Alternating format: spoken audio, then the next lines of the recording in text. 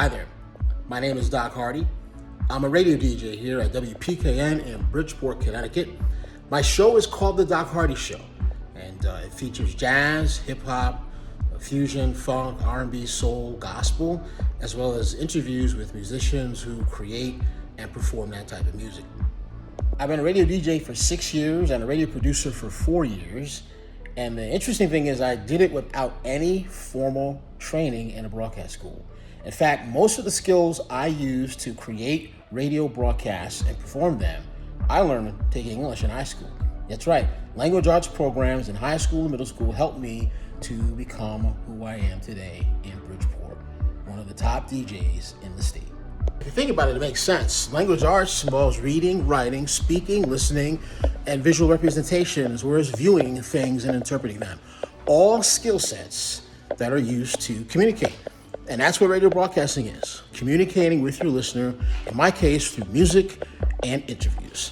And these are skills I learned in language arts.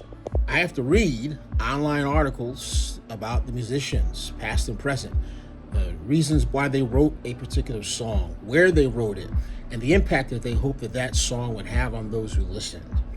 I have to write radio scripts and public service announcements for our sponsors who keep the radio station in business with their donations. Each year I view dozens of live musical performances and write reviews about them that are posted in local newspapers, magazines, and online periodicals. My speaking and listening skills, I use those when I interview. I interview musicians, politicians, visual artists, all kinds of people come in the studio.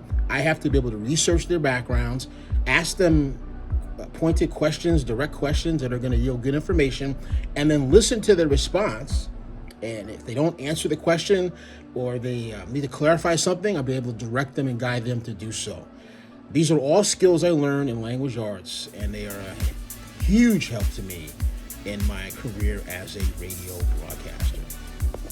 Lastly, language arts includes visual representation. My interviews in the past used to only be recorded in the audio format.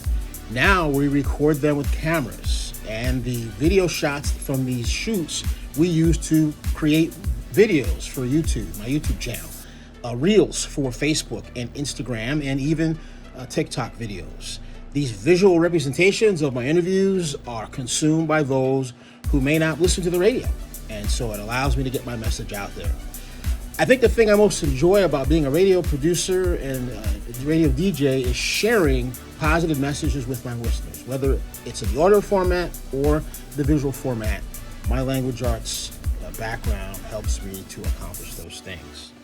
In fact, I recently interviewed USA Today author Kate Hallahan, who writes a lot of mystery novels and has a movie out currently on Tubi TV, and asked her about the importance of language arts for her as an author and writer. And this is what she had to say.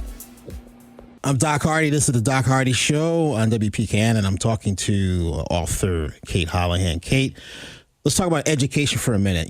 Go back to our friend Zakia, because she's a teacher now. Yes. And one of the things I want to ask you about is, language arts programs in school. How important were they for you to develop as a young writer?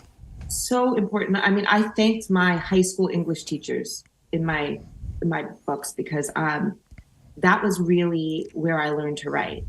It was high school English and it's interesting because even writing fiction, that whole thing of those, like, that they teach you starting in elementary school with the hamburger paragraphs, where it's like topic, sentence, and then your supporting, and then your conclusion. You do that even in fiction. You do it where, like, the person walks into the room, and that's your topic sentence. They just walked into the room. And then all those supporting are like, what have they seen when they walk into the room?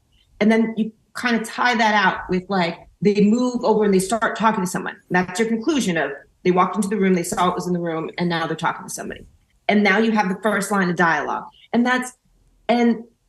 So that's so important, that structure. I'm a big believer, partially because I also write genre fiction, so structure is really important. But I'm a big believer that if you have the structure down and you know all the rules, you have to have it, and then break them. But then you know why you're breaking them, And I think that foundation was really in middle and high school. Look, it was great meeting you guys. Language arts helped me, and I'm certainly going to help you.